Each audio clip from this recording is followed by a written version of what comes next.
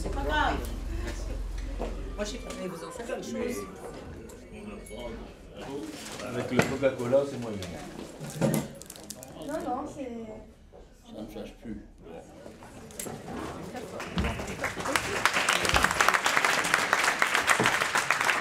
Vous êtes aussi Madame le professeur, car ce qu'on ne sait pas toujours, c'est que Michel Alliot-Marie a commencé sa carrière comme enseignant, comme universitaire, assistant, maître de conférence, professeur à l'université de Paris 1, Panthéon-Sorbonne, grande juriste, et ce qui n'a sûrement pas nui à sa carrière politique très brillante, puisqu'elle a eu 4 ministères régaliens. C'est donc l'une des femmes politiques les plus importantes que nous ayons eues, que nous ayons connues. Pourquoi est-ce que j'ai fait ce livre sur finalement que 10 années de ma vie, et pas toute ma vie politique, c'est pas des mémoires, ça n'est pas la marque d'une nostalgie, non, ce sont les 10 années à peu près à partir du moment où j'ai conquis le RPR, contre tout le monde, d'ailleurs c'était très drôle. Tout le monde était persuadé que jamais une femme ne pourrait prendre la présidence du RPR, donc je l'ai fait, et jusqu'au moment où j'ai quitté les affaires étrangères. Et je pense que c'est important, effectivement, de dire comment ça se passe réellement. Il faut que ceux qui ont envie de se lancer dans la vie politique soient comme acteurs de la politique, soit en ce qui vous concerne comme préparateur, en quelque sorte, de l'image, transmetteur de la volonté politique. Il faut leur dire, attention, la politique, c'est pas simplement les dorures des ministères, c'est pas simplement des cocktails ou des voyages, c'est quelque chose qui est parfois dur, c'est quelque chose où on sacrifie une bonne partie de sa vie de famille, de ses relations amicales, c'est quelque chose qui vous demande d'être disponible 24 heures sur 24 et 7 jours sur 7, il n'y a pas d'interruption. On n'a jamais le droit, finalement, d'être insouciant dans ce genre de vie. Ce que j'essaie de dire aussi, c'est que la politique, c'est passionnant. La politique, c'est passionnant parce que c'est ce qui vous permet d'être au cœur du monde qui est en train de se créer.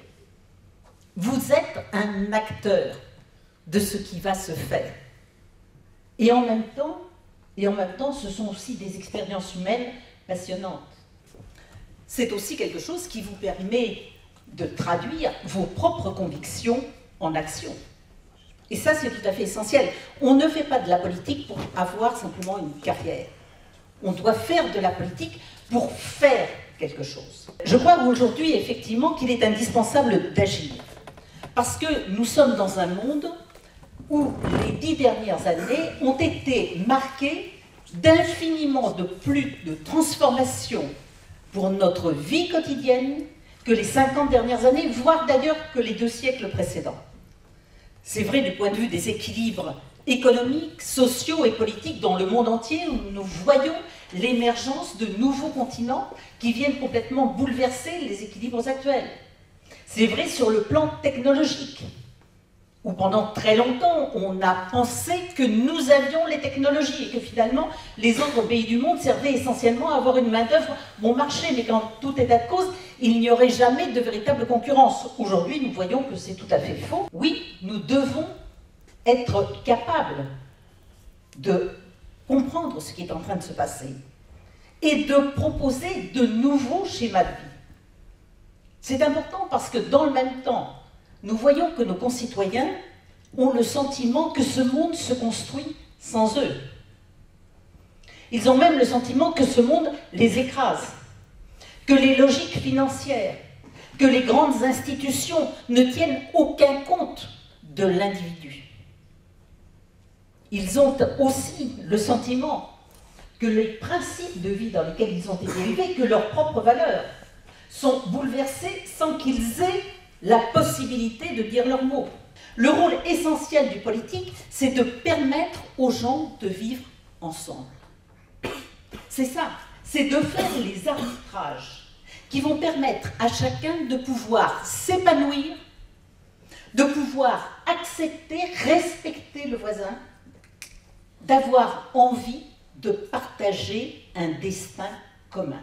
Par exemple, si nous prenons les ministères dans l'ordre où je les ai occupés, quand on est à l'enseignement, ça veut dire par exemple prendre conscience que très souvent les jeunes ont beaucoup de difficultés, que l'échec scolaire, ça vient beaucoup de ce que, au début, un certain nombre des gens qui n'ont pas le même rythme d'apprentissage que les autres, eh bien, vont traîner, ne vont pas réussir, et ensuite ils vont accumuler les retards et accumuler les échecs. Et donc la meilleure façon, c'est de prendre la réalité de chacun des enfants pour mieux personnaliser l'enseignement. C'est comme ça que j'avais créé des cours en plus pour essayer tout bêtement de se remettre au niveau. Et il n'y a pas de raison que tous les jeunes qui ont des difficultés n'aient pas ça. C'est une réalisation. Quand j'ai été au ministère de la Jeunesse et des Sports, c'était la même idée, permettre l'épanouissement. Et l'épanouissement, notamment dans un certain nombre de banlieues, c'est tout le problème de l'intégration. Et j'ai essayé de multiplier, notamment dans les banlieues les plus difficiles et pour les publics les plus difficiles, toutes les actions d'intégration par le sport. Et donc, en multipliant dans les endroits difficiles un certain nombre d'actions, c'est ainsi que l'on a permis qu'un certain nombre de jeunes réussissent à s'en sortir parce qu'ils apprenaient les codes, comportementaux qui ensuite leur permettaient d'avancer. Et de la même façon, quand j'ai créé ce qu'on appelle Défense Deuxième Chance, c'est-à-dire prendre des jeunes qui sont en très grande difficulté d'intégration sociale, les faire encadrer par des militaires qui viennent de quitter l'institution, donc d'anciens militaires, plus des gens de l'éducation nationale, et passer des contrats avec des grandes sociétés pour leur permettre, au bout d'un an où ils sont internes dans cet établissement, d'avoir acquis le niveau comportemental, le niveau scolaire, le niveau professionnel qui va leur permettre d'avoir un CDI, c'est quelque chose qui permet de répondre à cette volonté très concrètement de dire chacun doit pouvoir faire mieux que ce qu'il est, on ne doit pas avoir d'a priori et on doit simplement aider les gens à progresser. Oui, en conclusion, ce que je peux vous dire, c'est qu'à travers le livre que j'ai écrit, ce que j'ai voulu dire, la réalité quotidienne, c'est tout ce qu'on dit, mais en même temps, il y a quelque chose qui doit vous porter, parce que chacun, dans sa vie, quelles que soient ses activités, a finalement un rôle à jouer pour que chacun ait le sentiment d'être reconnu et que chacun ait la certitude qu'il a un rôle à jouer dans ce destin que nous avons en commun et qui est le destin de la France.